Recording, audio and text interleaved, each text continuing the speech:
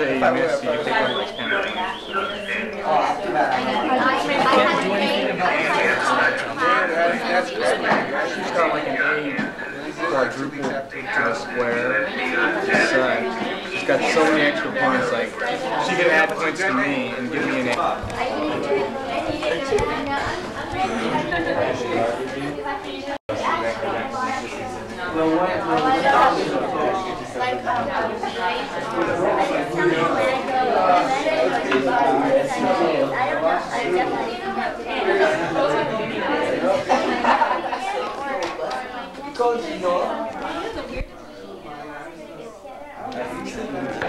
Couldn't get my name. Okay, Kim, you need to sign up there for. Yeah. Pretty fascinating. Have you ever seen, speaking of the real thing, ever been down to Dana Harbor and seen the Pilgrim? That's a brig. Brig has 2 masts. I'm going to go for a 3-master. Okay? And you know, it'll have the, I forgot what that sail's called. And it'll have a big yard here, a small yard here, a small yard here. I think that's called the top gallant sail. They have names for every single sail. And sometimes they have a lateral yard here. 20th century in England. If we had lived in the era of Victoria, which ended with the great Queen's death in 1901, and during the 10-year reign of her son, Edward VII, we could have believed that England, with her moral and economic dominance of the world, policy remained much the same throughout the Victorian era. Several major colonies, Australia, South Africa, and New Zealand, gained their independence. Internally, England was experiencing social reforms that were to have far-reaching consequences. The rise in literacy, the growing power and influence of the Labour Party, the widespread interest in Socialist. 1947, 1948, 1950, because it was just those years right after World War II. Because England had to let them go. Because England wasn't the power anymore. Who was? Us.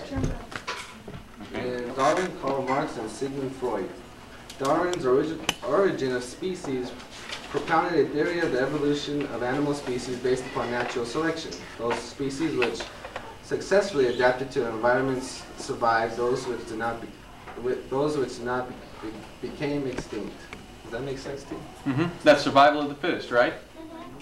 This theory, which seemed to contradict the biblical account of the special creation of each species, fueled a debate between science and religion that has continued from Victorian times to the present. Yeah, we're still not over this one, are we? The creationism science debate, evolution debate. It's as hot and furious as ever. Social Darwinism, the notion that in society as in nature only the fittest should survive and flourish, became a controversial aspect of political, social, and economic thought. In Das Kapital, Karl Marx... Let me stop you for just a second. Do you see what social Darwinism really means? That means It's the kind of thing we have in America now. Like, you know, well, you can make money, and if you don't make the money, you're... He spent the last 20 years of his life in London, advocated the abolition of private property.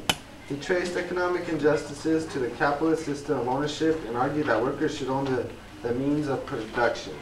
His theories of social and economic justice revolutionized political thought and eventually led to sweeping changes in many governments and economic systems, including those of England. Okay, so he basically founded socialism and then also communism. But you know what's happening in communism. It's sort of gone. Socialism, a lot of countries in Europe... Theories were equally revolutionary and far-reaching in their effects. In the interpretation of dreams in the 1900s and later works, Freud found the motives for human behavior not in our rational, conscious minds, but in their irrational and sexually driven realm of the unconscious, which is visible to us only in our dreams. Conservative Victorian sensibilities are outraged by his claims to the importance of sex and behavior, but artists and writers found the notion of the unconscious and its mysterious, illogical workings fascinating. Okay, let me stop you again. Okay, personally, I think, you know, the value of Freud is he introduced us to the unconscious. Hey, man, I got a dog. Oh, dang. Hey, wait.